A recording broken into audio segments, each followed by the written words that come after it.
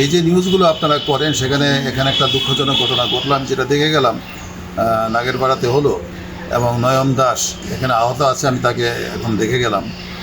তো দুঃখজনক যে একটা ইয়াং ছেলে সাংবাদিকতা করে এবং ভালো ভদ্র ছেলে, তার সাথে আমার আগ্রহ দেখা হয়েছে, তাকে আহত করা হলো। এটা নিন্দা করার ভাষা আমার জানা নেই। আমার কথা হচ্ছে যে এক্ষেত্রে আপনারা প্রশাসনের দৃষ্টি আকর্ষণ করেন এবং আইন শৃঙ্খলা বাহিনীর সাথে কথা বলেন। আমরাও বলবো, আমি অতীতেও বলেছি বিষয়ে, এবং থানার ওসি সাহেবরা বিভিন্ন সময়ই এখানকার মাদক নিয়ে তারা উৎকণ্ঠায় ছিলেন এবং আমাদের সহযোগিতা চেয়েছেন। RICL TMX, যুগের পর যুগ স্থাপনা থাকে মজবুত। আমরা কি ধরনের সহযোগিতা করতে পারি? আমরা তো গভর্নমেন্টেও নাই, বাইরের একটা ভলান্টারি সার্ভিস দেওয়া ছাড়া আমাদের তো তেমন কিছু সহযোগিতা করার নাই।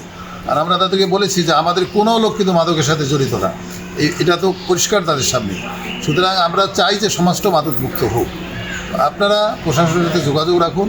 আমি আজকে নয়নকে যে কথাটা বলেছি যে আপনার প্রেস ক্লাবে যারা সাংবাদিক ইউনিয়ন আছেন, সাংবাদিক সমিতি আছেন, আপনারা স্ট্রং থাকুন আপনাদের জায়গায়, এবং কোনো অবস্থাতেই কোনো মাদকের নিউজকে কোনো ভয়ভীতি হুমকি ধুমকিতে এটাকে হাইড করা যাবে না।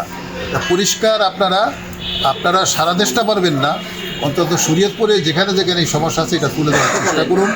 প্রশাসনের থেকে উদ্যোগ গ্রহণ করা হোক, এবং যারা নেতৃবৃন্দ রয়েছেন, রাজনৈতিক নেতৃবৃন্দ, সামাজিক নেতৃবৃন্দ, তারাও তো চেষ্টা করে যাচ্ছে। আমি দেখলাম যে আমাদের নবনির্বাচিত এমপি সাহেব, এটা তাকে ধন্যবাদ জানাই যে তিনিও বলেছেন যে আমরা শরীয়তপুরটাকে মাদকমুক্ত করতে চাই। তিনি যদি এই কাজ করেন, তিনি আমাদেরকে সহযোগী হিসাবে ইনশাল্লাহ পাবেন। তো আমি আশা করি সহসাই আমাদের জনগণ সচেতন হবে, এবং তারা এই ব্যাপারে আমাদের প্রশাসন এবং অন্যান্য সামাজিক নেতৃবৃন্দ মাদককে নিয়ন্ত্রণ করার ব্যাপারে সফল হবে ইনশাল্লাহ।